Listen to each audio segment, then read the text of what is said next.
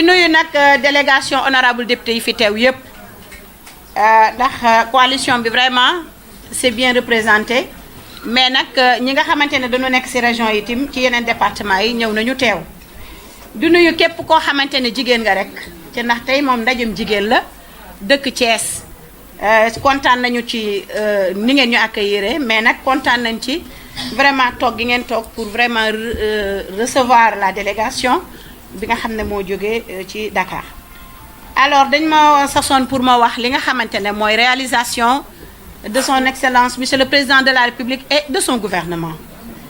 ndax tey ñëpp xam nañu ne président de la république wax dafa am waaye jëf dafa am waaye ay waxam dafa néew waaye jëfam nag wax dëgg yàlla rëy na lool te defe naa ne kenn ku ci nekk nga nekk ci pouvoir ak nga nekk ci opposition am na lu tuuti wala lu rëy loo xam ne war nga ko reconnaître mooy que ne Sénégal bi ñu ciy jot en 2012 soo ko xoolee ak fi ñu toll nii ci 2018 wax dëgg yàlla ku soxorul dina xam ne changement am na waaye ci réalisation peut-être damay dem comme ndaje jigéen la ndax bu ñu ko doon wax defe naa ne 4 heures de temps doyul pour ñu wax réalisation président benn par benn waaye dañuy synthétiser li nga xam ne mooy réalisation mu jëm ci jigéen ñi ndax bu ñu ne jigéen dinañ ne waañ ndax jigéen moo gérer waañ bi moo gérer kër gi moo gérer famille bi waaye nag tey jii président bu gisee ne coono jigéen ñi par exemple jox seen njaboot lekk dañ ci daan am ay jafe-jafe parce que bu ñu leen daan gis ñun ñëpp dañ daan suivre que ne ceeb bi su ko neexee mu nekk 16000 su ko neexee mu nekk 22000 22500 gis ngeen ko ci janvier 2012 képp kuy jigéen daan jënd ceeb parfumé yaa ngi ko daan jënd 22500 25000 alors président bi mu ñëwee li mu njëkk a def mooy teg benn subvention à hauteur de 20 milliards yoo xamante ne prix bu mënee yokk bu mënoon a yokk tey parce que ñëpp xam nañ ne baril pétrole bi day yéeg ak a wàcc te bu yéegee war na mën a jouer ci prix yi nga xam ne mooy prix des denrées de première nécessité ndax diggante janvier ak léegi prix pétrole bi yokk na presque 33% te loolu lépp gouvernement bu am volonté moo mën a xam ne lii kat coono askan wi la moo tax mu jël subvention jagleel ko li nga xam ne mooy les denrées de première nécessité diggante ceeb dëwlin suukar saabu meew gaz amul lenn loo xamante ne jigéen ñi sentir nañ ne yokku na depuis 2012 ba léegi kon loolu dañ koy gërëmee président de la république xam nañu ne bi mu ñëwee dafa créer lu bees tàq muy bourse familiale parce que jafe-jafe yi nga xam ne jigéen ñi dañ ko doon am ci nga xamante ne mooy école ibbi ñu war a jëndal seen njaboot li nga xamante ne mooy kit scolaire bi jafe-jafe la woon wala inscription seeni doom jafe-jafe la woon mu jël nag bourse familiale parce que bi muy def le plan Sénégal émergent wala lu jiitu loolu yoonu yokkute bi daf ne woon dafa amoon objectif de 250 000 familles yoo xamante ne dina prévoir ci budget Sénégal 100 000 francs yoo xam ne par at la waaye ren ci budget bi nu voté woon loolu egg na ba 400 000 familles chaque année famille bu nekk dana jël 100 000 francs mais li gën a am solo ci loolu mooy que ne bourse familiale bi package la ndax ñëpp xam nañ ne xale yi dañuy dem ba classe examen par exemple CM2 daaw ñu woon am kayitu juddu wala ñu xool seen carnet de vaccination ñu xool ne bëri na ay vaccin yoo xam ne manqué nañu ñu ba def ko package nag pour nga am bourse familiale sa doom na am carnet de vaccination pour ñu am certitude que ne vaccination yépp jaar na yoon waaye sa doom it na nga ko mën a amal kayitu juddu ba ëllëg buy jàng du am benn gàllankoor kon bourse familiale yi tey jii bu ñuy dem ba 400 000 familles du évaluer ko à 40 milliards yoo xam ne ci budget Sénégal defe naa ne loolu jigéen ñi kontaan nañ ci te loolu musta am ci Sénégal donc PUDC lu am solo la ndax yàlla dafa def ne président en 2010 bu muy commencé 2008 2009 la mu njëkk a def mooy que ne wër Sénégal dem fu nekk dëkk bi gën a sori xam jàngoroy Sénégal yi mën ko tëgg ci yoonu yokkute bi nga xam ne tey dañ ko dugal sur le plan Sénégal émergent mais liñ daan observé mooy que dëkk yi distance bi da daan gàtt waaye nag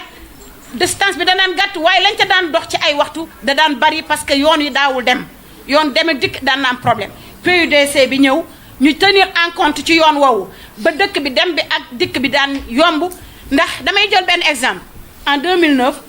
mës nañ dem ci benn dëkk am benn femme benn góor jóg mu ne sama jabar da doon accoucher waaye bi muy accoucher ci charrette lañ ko dugal pour mu dem Daabaali benn dëkk bu nekk ci wetu Nioro mais avant muy egg ci poste de santé bi dafa décédé te ci kaw charrette bi la sama jabar décidé ci kaw taw bi alors loolu bu amee tey ñu gis na dëkk yu mel noonu yépp ay tali ma nga fa kon dem ak dikk day yomb waxuma la ak charrette mais oto day dem di dikk mu yomb donc ci loolu ñu bëri ay poste de santé yoo xam ne dañ koo tabax pour jigéen ñi nga xam ne dañuy mucc ñu mën a dem vraiment à proximité ci poste de santé yi mucc ci jàmm ak salaam ñu gis loolu bi mu amee xañ na ay jafe-jafe daan na am ci wasin ëmb ak wasin président mu ne képp kuy jigéen su la yàlla nattoo nga war a def césarienne dala koy may kon jàpp naa ne képp kuy césarienne président épargnel na sa jëkkër ñu ko xar kon loolu defe naa ne si programme boo xamante ne président mu ngi koy def PUDC liñ daan observé mooy suñu ñëwee Bambey ci dëkk yu mel ne Caxaar yuñ fay doon def jot naa ñun kat amoon nañ ministre de la femme bu fi dëkk waaye dëkk yi musul am Moulin en mille defe naa ne temps wu Abdou Diouf madame Moulin monsieur Moulin waaye temps wu Macky Sall defe naa ne monsieur Forage madame Moulin mais temps wu Macky Sall loolu battre na le record parce que jigéen ñi daan def avec pilon di soq ak gën loolu jeex na dëkk boo dem yaa ngi fa fekk Moulin en mille loolu su amee defe naa ne président yërëm jigéen ñi ak alléger leurs travaux moo tax mu def ko donc loolu lépp def na ko ci PUDC donc à travers les femmes ci nga xamante ne le secteur agricole ñëpp xam nañ président lan la fi def parce que Sénégal jàpp nañu développement Sénégal dafa war a nekk ci agriculture moo war a développer Sénégal ñu waxoon autosuffisance en riz bi ñu koy wax en 2012 defe naa ne loolu waxtaan lañ ko defoon ñoom kaf lañ ko jàppee woon waaye tey bu ñuy dem ci vallée bi ak Anambé di évaluer plus de 1 million de tonnes yoo xam ne ceeb la ñu defalee ko ci dëkk bi loolu defe naa ne réalité la suñu demee tey ci production gerte bi ñuy def estimation daaw rek dañ dem nañ ba 1 million 511 mille tonnes ci gerte ci Sénégal lu musul am li ko waral mooy matériel agricole yi bari na tracteurs yi gis ngeen ko subvention yi taxaw na loolu yaakaar naa ne baykat yi xam nañu ne changement am na ci régime bële ak régime bii waaye li gën a neex mooy mbappat ndax baykat da daan béy ba béyam pare ñu jël gerteem jox ko bon di ko dàq di ko dawloo mais dañuy fixer gerte bi à un prix très bon ba pare nag ñu fay la sa gerte sa prix defe naa ne loolu am na solo ci li nga xamante ne mooy réalisation président de la République donc li nga xam ne plan Sésame la ndax jigéen ñi am na ñoo xam ne 60 ans gis ngeen ne ñu am 60 ans am carte d'identité boo demee ci hôpitaux yi donc da nga fay doo fay dara dañ lay faj ci li nga xamante ne mooy plan Sésame yooyu donc nga ñëw ci Thiès dafa am loo xam ne ñun ñoo ko bokk maanaam jigéen bu xëy amoo ndox coono dikkal na la temps yële passé coow li bari woon na ndax opposition bi nee naa leen buñ amul débat tuuti rek la ñuy nekk di ko débat longueur de journée nee naa train yi ñëw à l'heure duñ ko wax train yi am retard te gouvernement moo mel noonu gouverner c'est prévoir looloo tax depuis 2012 bi problème Kër Momar Sarr amee ñu jël ci ay mesures d'urgence ba problème boobu réglé suñu demee ba fii Thiès ñu teg fi KMS 3 Kër Momar Sarr 3 xam nañu ne région de Dakar am na déficit en eau te ndox dafa vital ñëpp a ko soxla jigéen ñëpp a ko soxla moo tax ñu def Kër Momar Sarr 3 bii nga xam ne 200 000 mètres cubes bu paree Dakar defe naa ne problème ndox dootuñu ko amati ak région de Thiès yëpp dootuñu amati problème ndox kon loolu bu amee ci ay réalisation nañu ko gërëmee président de la République bu ñuy wax Thiès dinañ wax pêche tey jii effort yi nga xam ne président def na ko ci domaine pêche rëy na ndax tey jii bu ñu demee ci moteur pêche yi subvention bi gis ngeen ko léegi yomb na lam doon jar presque léegi subventionné nañ ko ba nga xamante ne moteur yi nekk na à la disposition des pêcheurs gilet de sauvetage parce que risques yi daan am ci géej gi nit ñi daan dem di napp di des ci géej gi loolu lépp ñu am benn politique de subvention des gilets de sauvetage ba nga xamante ne tey ñuy dem ci géej gi dinañ nekk en sécurité ba nga xamante ne bu ñu demee dañuy napp ci jàmm ñëw ci jàmm booleeg nag convention yi nga xam ne dañ koy signé pour li nga xamante ne mooy jën bi mën a génn waaye nag am partie boo xam ne dina des ci Sénégal ba jigéen ñi mën ci jëriñoo kon nag fi ñu toll nii c'est le temps de l'action tey jii président daf ñu nommé en tant que député ñuy sant yàlla parce que loi bi nga ëpp solo loi yëpp am na solo xañ na président dina dikk ci loi yi mais loi bi gën a ëpp solo ci ñun mooy loi de la parité bi nga xam ne daf ñu permettre ñun femmes ñu am 69 femmes yoo xamante ne dañoo représenter seen gox nekk à l'Assemblée nationale loolu defe naa ne lu am solo kon bu amee nag ba pare li des mooy ñu xam ne tey jii président ñi ko war a fal jigéen ñi ñoo ci war a jiitu jigéen nag yaakaar naa ne ak jëkkëram bu dee xaritam war na mën a waxtaan ak jëkkëram ba mu parrainé Macky Sall jigéen nag bu dee xaritu doomam war na mën a waxtaan ak doomam ba mu mën a def li nga xamante ne mooy parrainage ak réélire le président au soir du 24 février. maa ngi nuyu ñëpp sama mbokk jigéen yi xam leen ne day ñun am nañu sas wu rëy te bu soobee yàlla dinañ ko bay ndax ñun ku ñu lebal ker ñu fay la guddi te bu soobee yàlla dinañ ko fay président Macky Sall ba mu xam ne fay nañ ko ba cëru jigéen député bi ñuy wax fii ci commune bi bu soobee yàlla président dinañu ko defal moom lañ koy ñaan mu defal ñu ko incha allah ndombay tànk yi mu yokk ko ndax ay jàmbaar moo fi nekk ay gaynde moo fi nekk kon nag parrainage bi dara taxul xam nga ñun buñu nee ni làbbali fas fekk na ko fas dem na ba pare bu ñu dee wax parrainage ñun pare nañu ba pare waa Thiès pare nañu ba pare ñi ngi parrainé jigéenu Thiès ñi ngi ci àll bi guddeeg bëccëg ñi ngi def te xam ne ni was gàcce ngaalama kenn du leen ci raw. man bu may wax ci APR du ma làmbatu man dama fekkee te fekke bi mooy nga nekkoon fa li ñu expression bi ñu wax léegi ñu bokk sëriñ te bokkuñu daayira xam nga kon amuñu benn problème mais da ngay xool nga xam engagement wu ces deux dames là muy Awa Niang ak Awa Guèye may rafetlu également teewaayu honorable député yi ànd ak ñoom ñëpp mais di rafetlu teewaayu madame le maire dama wax léegi nii dafa jafe parce que politique dafa sérieux politique yombul yambar du def politique maanaam ku tayal ak ku amul fit ab nay du def politique képp ku ci yàgg jàmbaar ga parce que il faut quand même ñun ñu mën a taxaw parfois défendre statut homme politique boo waxee ñu non mais c'est des politiques tu sais les hommes politiques là vraiment dëkk bi te bu nekkee ci koñ ba lu metti dañ naan la nañu woo kan moo fi politique ñu ne Abdou Mbow mu ne nañ ko wooy ñu ne kan moo nekk ci gox bi ñu ne Marie-Thérèse wala keneen ñu ne nañ ko oowi te homme politique rek dama wax ni man li ma gëm mooy dina ñiy politique te def ko dëgg alaaxira bu ñu duggee bu xalif généraux yeeg balay ñenn ñi ñaan ñi ngi ci ay nit la ñu leen di topp ci diine bala ñuy dugg homme politique yi nañ dugg parce que politique rek ngay def politique ngay def jël sa alal di ko def ci nit. honorable député Abdou Mbow am na une expérience personnelle bi nga xamante ni moom du ko wax politique rek ngay nekk di dimbali nit di ko guddil di ko bëccëgal lu mu nekk nga nekk ci nga ñëw ba ci jour vote bi mu wor la.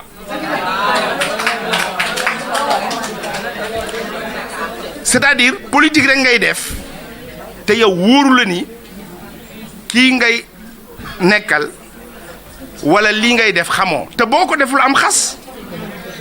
da ngay nekk ci koñ di politique ñu woole ni la benn problème am na boo réagirul rek ñu xarab la te mën nga réagir ci lépp ba pare résultat ñëw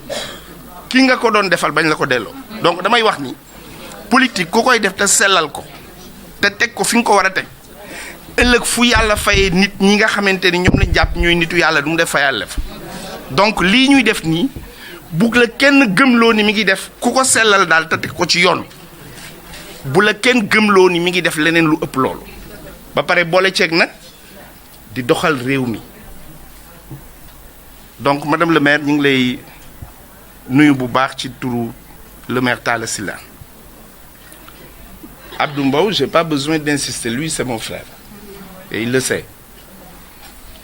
olof ni daf ni lu yàgg dëgg la ñu ne non lu yàgg te rafet mooy dëgg rafet nag ça ne veut pas dire des rapports lisses rapport parfois bu waree dëgër na dëgër après ngeen surmonter ko parce que bëñ ak làmmiñ ñoo dëkk et c'est normal parfois que nit ñi di bañ a bokk gis-gis may nuyu le député maire Ndiassé Ka qui vient d'arriver nuyu bu baax aussi suñu député département bi di Fat Sène ñuy saluer engagement am di nuyu délégation bi yëpp mais ma am ci kenn ku nga xamante ni dañu bokk association nationale des élus départementaux muy Kumba Balde dëkk Kolda. Kumba jour bi ñu amee audience ak président de la république jour boobu président dafa def témoignage bu am solo ci moom mu ne ma gis nga kii maire nga ko teg de ma ne ko waaw mu ne bi ma daan ñëw Kolda daf daan moom mii président neen daf daan war ci motoom fu mu dugg fa donc man li may wax ci Macky Sall mooy c'est un homme reconnaissant c'est-à-dire c'est un homme très civilisé Macky Sall est un homme racé te loolu lii mu def bërki démb ci Bruno rek war na ko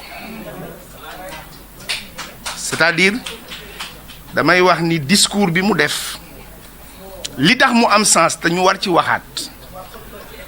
mooy dafa am ñu bëgg a wan beneen Macky Sall moom de dafa dëgër xol ah oui mais s'il faudra bu fekkee da ngay dëgër xol ci ki nga xamante ni dafa jalgati ah mais da ngay dëgër xol mais ni mu defee keroog bokk na ci te loolu bokkul ak ñi nga xamante ni ñi ngi koy pratiquer tous les jours xam nañu ni nitu kóllëre la donc di nuyu jigéen ñi fi teew ñëpp Adja Mati Ndiaye wax na ko léegi mu nekk suñu grande sœur nekk suñu vraiment nekk nit ku baax moom aussi Mati ñaax quand tu la vois rek da ngay xam ni dafa mel ni da ngay gis première fois bi Macky Sall di ñëw fii nga Fatou Sané c'est la même chose madame Sané ñoom Mati Senghor ak ñëpp. maa ngi leen di nuyu yéen ñëpp di ko tàmbalee ci ki nga xam ne moo dalal mbooloo mi yëpp muy monsieur le maire Talla Sylla bi nga xam ne mooy le maire de la ville de Thiès di le président de Fal Askan Wi li may wax nag dama koy wax aussi ci kàddu sama collègue muy le député maire Ndiassé Ka naa bu ñu paree waxtaan bi yëpp joxoon nañ Maodo mu ñaan ndax tur wi waaye dinañ jox suñu mag suñu xarit le député maire mu ñaanu clôture gi donc di wax ne monsieur le maire Talla Sylla ñu ngi koy nuyu di nuyu bu baax ki nga xam ne mooy madame le maire Maymouna Dieng ndax nag moom aussi ku am solo ci dëkk bi la ndax xam nañ taxawaayam démb tey doog a ñëw muy une femme de développement nekk aussi une femme de valeur madame le maire ñi ngi lay sant di la gërëm di wax rek ne ñi ngi nuyu aussi suñu frère di suñu magu bopp muy Maodo Malick Mbaye bi nga xam ne kàddu yi mu fi yëkkati léegi ay kàddu la yoo xamante ni tàmm nañ di ko déglu ci moom di ko dégg ci moom ndax nit la koo xam ne yàgg na ànd ak président Macky Sall te xam na exactement nii mbir mi di doxee di nuyu bu baax képp koo xam ne responsable nga nekk du ma lim nag parce que Diop lim na responsable yi fi nekk yëpp donc maa ngi nuyu ñëpp ku ci nekk sa tur ak sa sant di leen jox seen wàccuwaay di nuyu sama collègue yi nga xam ne mooy les parlementaires de Benno Bokk Yaakaar sous la houlette de leur présidente muy la présidente Awa Gueye di nuyu bu baax ki nga xam ne moo leen dalal aussi muy soxna Fat Sène numéro 2 parce que bu ñu naan Fat Sène numéro 2 à l'Assemblée nationale su amee ñaari nit ñu bokk tur dañuy wax xool ki mag ñu ne numéro 1 ka ci topp ñu ne numéro 2 am na Fat Sène boo xam ne ñun ñaari Fat Sène yépp nag Thiès lañ dëkk ndax kenn ki mi ngi nekk parti socialiste dëkk fii ci Tivaouane mooy Fat Sène numéro 1 Fat Sène numéro 2 dëkk fii Touba Toul donc maa ngi koy nuyu di nuyu collègues yi nga xam ne ñoo ànd yéen ak délégation bi ngeen àndal di nuyu communicateur traditionnel yi sama nijaay Cheikh Diop ak ki nga xam ne mooy Sow ci liggéey bu am solo bi nga xam ne ñu ngi koy def ci Thiès di wax ne aussi suñu jigéen Nabou Ndiéguène waroon na toog fii mais daf fi nekkul loolu aussi ñu leeral ko parce que am na solo parce que bu ñu ko gisul aussi mën nañu am yeneen interprétation parce que jigéen la ko xam ne aussi loo ko mën a waxal ko xam ne yàgg na ci parti bi te mosu fee jóge loolu am na solo. beneen bi mooy ñu ngi ñaanal aussi suñu jigéen Ndeye Soukeye Gueye yàlla fëgg boppam dafa feebar ñi nga xam ne aussi jotuñu ko seet si bu ñu amee jot ñu dem seeti ko wàññiwul dara ci ñuy ànd loolu am na solo di wax rek ne lii am na solo parce que waxtaan bi jigéen ñi parlementaires yi di waxtaan ak jigéen ñi ni am na solo comme ni ma leen ko waxee département bu ñu nekk dañuy dem benn manifestation lañ fa dañ mais dañ ne Thiès dañuy def une rencontre ak les responsables bu ñu paree ku ci nekk dem waxtaan parce que bu fekkoon mobilisation la peut-être duñ ko defee fii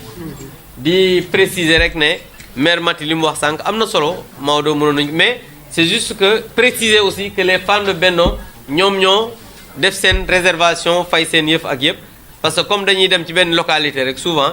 mun nañu ko def par exemple comme ni nga ko waxee ci siège Maodo wala ñu demoon siège département ba wala ñu dem il y a beaucoup de sièges à Thiès yoo xam ne mën nañu ko fa def mais ñoom dañuy wax rek ne fii lañ koy defee def seen réservation et tout parce que tout le temps aussi doo xam localité yi lu fa nekk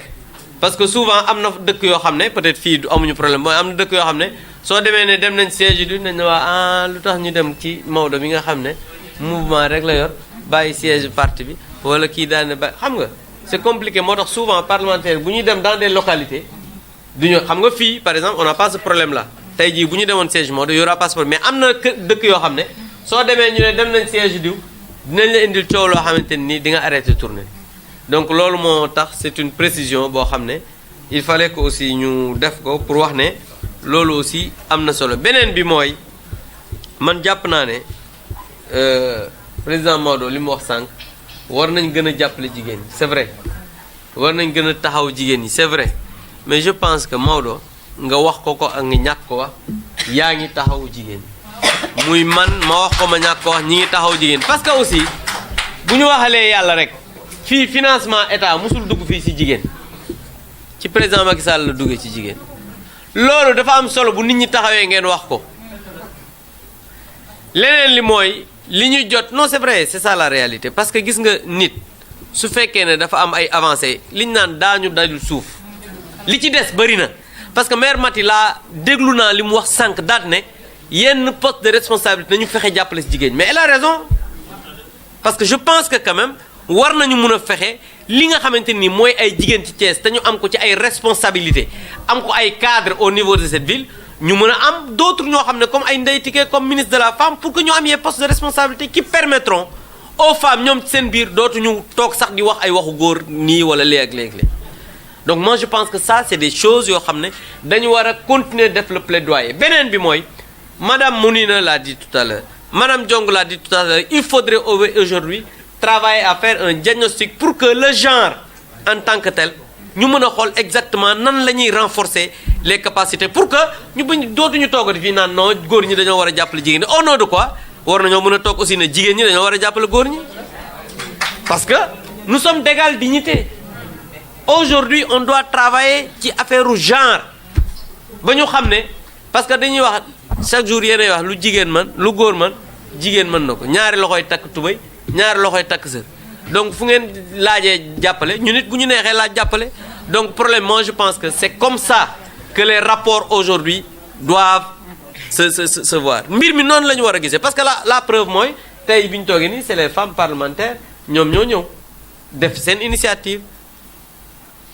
et rappeler aussi am na sànq wax ne peut-être les rencontres avec les députés mais pendant les 5 ans de la législature passée chaque année en rapport avec le forum civil bu ñu voté budget ba pare dañuy organiser chambre de commerce redevabilité wala mairie pendant 5 ans nag man maa fi nekkoon ak Jalaan ak Hélène ñoom beneen boor bi la ñu féete moo tax dellu si waatuñu député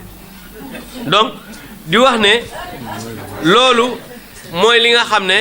c'est redevabilité bu ñu daan def maintenant lii nag initiative la boo xam ne am na solo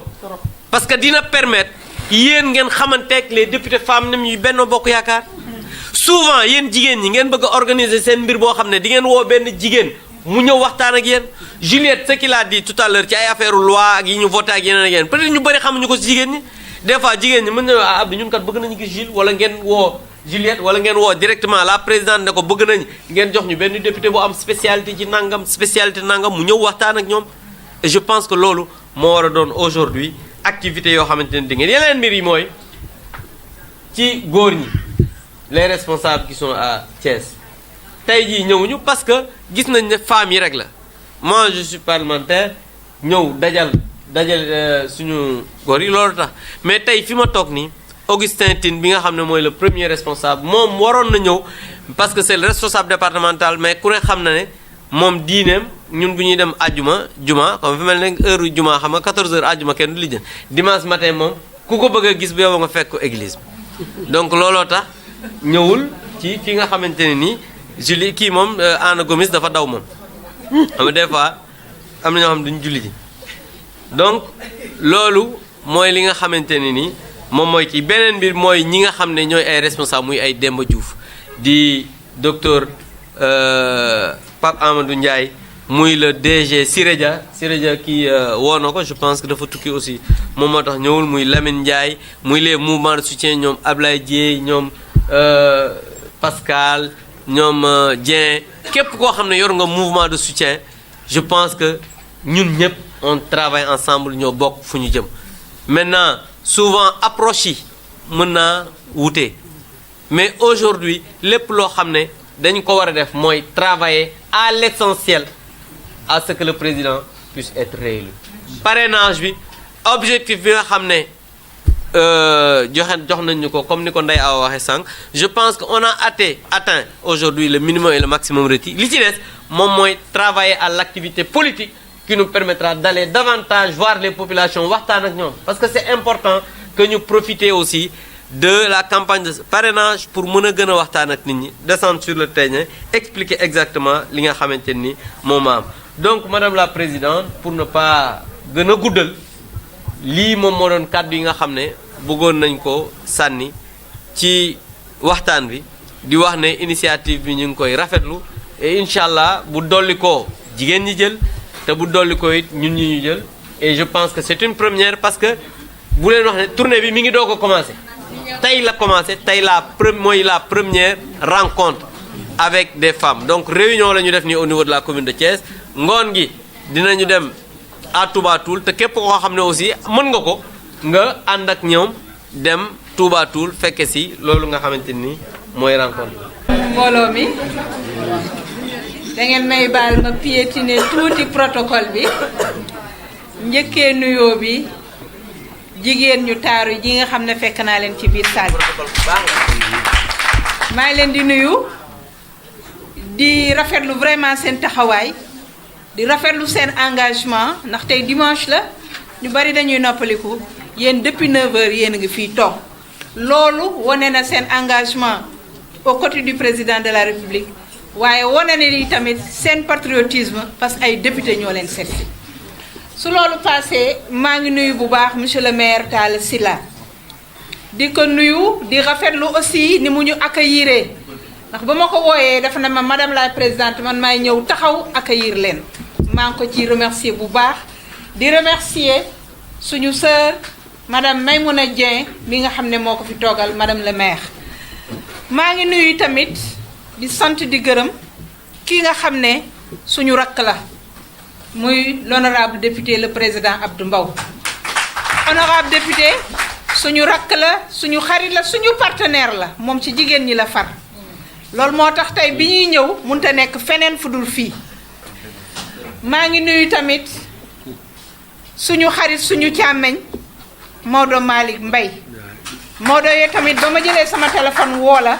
vraiment danga rafetlu caravane bi encouragé ma ñëw taxaw toog fii suñu wet kon li ngay wax léegi ci góor ñi yow vraiment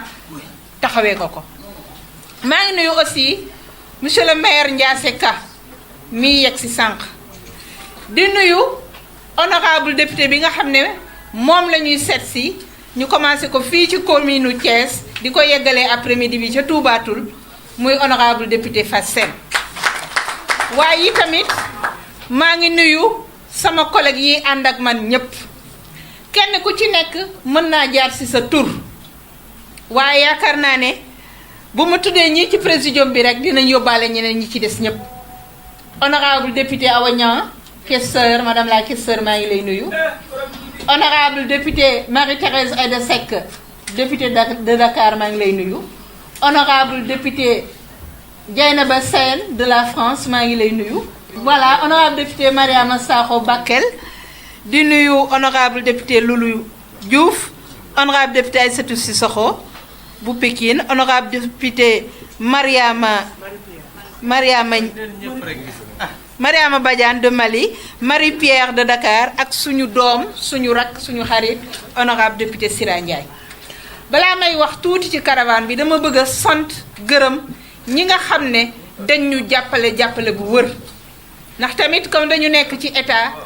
balaa ñoo def waxtaan nañu ak ki nga xam ne moo ñu jiite ci assemblée nationale muy monsieur le président Moustapha Niasse kon moom itam dugal na loxoom ci caravane bi ñu ngi koy sant di ko gërëm. di sant aussi suñu président groupe Benno Bokk Yaakaar muy Aymerou Gningue moom itam ñu ngi koy sant di ko gërëm waaye di sant di gërëm monsieur le premier ministre ndax ba ñu yëkkatee caravane bi dañu dem mu recevoir ñu expliquer ko lu ñu bëgg a def mu rafetlu ko moom it ñu ngi koy sant di ko gërëm. di sant nag di gërëm monsieur le ministre Augustin Tine Abdou Mbow wax na ko léegi moom moo yokk a tax sax caravane bi am ndax dugal na ci loxoom bu baax a baax. ñu ngi koy sant di ko gërëm di sant monsieur le ministre Aline Sarr di sant monsieur le DG Siré Dia di sant monsieur Maodo Malick Mbaye mii dend ak ñun di sant Ndeye Tické Ndiaye madame la DG Ndeye Tické Ndiaye moom mi dugal na loxoom ci caravane bi ñu ngi koy sant di ko gërëm waaye di sant surtout suñu rakk ji honorable député Abdou Mbow nga xam ne moom moo doonoon suñu tànk doon suñu gémmiñ doon suñu loxo doon lépp ñu ngi koy sant di ko gërëm maa ngi sant jigéen ñi nga xam ne ñoom tam ñëpp teew nañ fi ñu ci bari jot naa leen téléphone waaye ku ma ci jot téléphone rek vraiment danga koy rafetlu ne dinaa ñëw dinaa mobiliser te yaakaar naa ne salle bi fees na te neewuñu kenn ñaar dërëm a ngi nii pour paas kon yéen itam maa ngi leen di sant bu baax di leen gërëm di sant jigéen ñi nga xam ne ñoo fi jël parole Adja Maymouna maa ngi lay sant sa kàddu am na solo ndax femme de développement nga donc ñu ngi rafetlu vraiment sa intervention di sant aussi Adja Marie Ndiaye Adja Mati Ndiaye Adja Mati dégg nañ sa kàddu di sant Adja Ndeye Awa Mbaye di sant Adja Tëngu Gueye ak Adja Fama Aydara ak Adja Mounina Wade mun nañ wax daal caravane bi li ko taxoon a jóg l'objectif a été atteint ndax ba ñuy jóg dañuy wax ne dañuy def d'une pierre deux coups dañuy njëkk a ñëw partager ak yéen liggéey bi nga xam ne liggéey nañ ko ci assemblée nationale maanaam wax leen loi yi nga xam ne voté nañu ko wax aussi ci li nga xam ne président de la république def na ko ci réew mi te ñun ñëpp kenn ku ci nekk teg nga ci sa bët jël aussi quelques doléances waaye nag comme dañu nekk ci benn coalition te dañu nekk ci moment de mobilisation nekk ci moment de partage d'information nekk ci moment wu animation ñu ne nañu ñëw tamit animer waale suñu coalition bi nga xam ne moom la ñu bokk mooy la grande coalition présidentielle du ma wax Benno Bokk Yaakaar dama naan la grande coalition présidentielle li tax ma ne caravane bi am na objectif am dañu fiy jàmm ay xalaat yu am solo gannaaw ba ñu partagé loi yi ñu voté ba pare wax nañ fi ci lu jëm budget sensible au genre parce que nag bu fekkee ne jigéen ñi dañu bari à l'Assemblée nationale te budget bi nga xam ne ñu ngi koy andi ñu ngi koy voté budget boobu jëlul les préoccupations des femmes budget boobu sensible au genre kon jarul suñu présence à l'Assemblée nationale dootul jëriñati dara loolu moo tax ñun jigéen ñi ba ñu baree à l'Assemblée depuis la 12e législature ba 13e bi ñëw fekk si li ñu njëkk a def mooy des ateliers de renforcement de capacité sur le budget sensible au genre ba ñu ko defee itam dañoo taxaw waxtaan ci ak exécutif bi ba budget bi nga xam ne andil nañu ko 2017 ministre bi ba nga koy andi da ko boole ak rapport genre kon nag budget bi bu sensible gul tamit yaakaar naa ne ñu ngi tegu ci yoon bi donc loolu dina nekk doléance boo xam ne dinañ ko gën a porter pour qu'on aille au-delà du rapport genre mën ñu andil un budget boo xam ne dina nekk budget sensible au genre góor ñi gis ci seen bopp jigéen ñi gis ci seen bopp xale yi gis ci seen bopp couches vulnérables yi aussi mën ci gis seen bopp. Honorable député Aïssatou Bambadou Sall xel dafay fattu ci yow laa waroon a njëkkee ndax da nga doon suñu mag doon suñu xarit ñu nekk assemblée nationale pendant 5 ans nga liggéey fa liggéey bu rafet car macha allah kon yow itam ñu ngi lay nuyu di la jox sa wàccuwaay. beneen bi nga xam ne tax na ñu ne caravane bi jël na objectif am atteindre na objectif am mooy jël nañ fi quelques doléances boo xam ne c'est capital pour la région de Thiès. Adja Ndeye Awa wax na ko nee na ñun jigéen ñi suñu collègue Abdou Mbow mu ngi koy porté waaye ñun jigéen ñi dinañ ci gën a dugal suñu loxo muy le problème du chemin de fer le dossier du chemin de fer à Thiès incha allahu rabbi bu ñu delloo assemblée nationale dinañ ko porter devant l'exécutif ba ngeen xam ne seen baat dégg nañ ko. beneen bi ci des nag Adja Maimouna def ko wax bu ngeen delloo ngeen waxtaan seen biir xool doléance yi nga xam ne moo des xool li nga xam ne moo des ndax c'est vrai son excellence monsieur le président de la république def na liggéey bu rafet waaye nag xalangu dajul suuf donc li nga xam ne moo des bu ngeen ko tënkee ci papier ci document jox ñu ko ñun dinañ ko def un document de référence heure bu ñu jàkkaarloog ministre rek jeter suñu coup d'œil ci document boobu mun a porter seen ay doléances parce que nag bu fekkee ne dañuy porter seen voix war nañu xam lan moo di seen bëgg-bëgg donc caravane bi daal li ko taxoon a jóg yaakaar naa ne mun nañu wax ne am na ko dinañ ko yeggale nag ci ngoon fële ci Toubatoul fi nga xam ne foofu laa bëgg a jeexalee rek sama frère Maodo dafa wax ne jigéen góor ñi nañu gën a jàppale jigéen ñi ndax dans l'histoire jigéen bu dem am na góor bu nekk sa ginnaaw d'accord naa waaye itam dans l'histoire góor bu dem am na jigéen bu nekk sa ginnaaw ndax tey bu ñuy wax son excellence monsieur le président de la république première dame nga ca ginnaawam di ko jàppale kon yëf bi moom jàppalante rek la solidarité partout solidarité entre frères de parti solidarité entre sœurs de parti mais aussi solidarité entre sénégalais fi nga xam ne foofu laa bëgg a jeexale parrainage bi wax nañ ne suñu objectif atteindre nañu ko ñu ngi ciy liggéey bu am solo waaye nag nañu weesu parrainage xam nga lu tax dañu bëgg a fal suñu président au premier tour ak benn taux boo xam ne du am benn appel ndax damay wax toujours ku la mën da lay daan jël bu set wecc donc loolu nag pour ñu am ko il faut ñu gën a nekk ci terrain bi il faut ñu gën a taxaw ci terrain bi xam nga lu tax ñi ñu ko seqal dañoo doy waar dañu ko seq ak ay candidats yoo xam ne seen àdduna yëpp intoxication la ak désinformation kon sos rek lañ fi nekkee comme noonu nag ñun itam il faut ñu takk suñu ndigg ñun jigéen ñi surtout topp seen ginnaaw fu ñu jaar désinformé rek ñu jaar fa andi la bonne information fu ñu jaar wax safaan rek ñu jaar fa wax dëgg bi nga xam ne moo am kon boobu ñun jigéen ñi nañu gën a takku gën a engagé wu pour def loolu beneen bi ci des ma leen koy dénk waa Thiès mooy na ngeen moytu bu baax nag candidat wu faj mer yi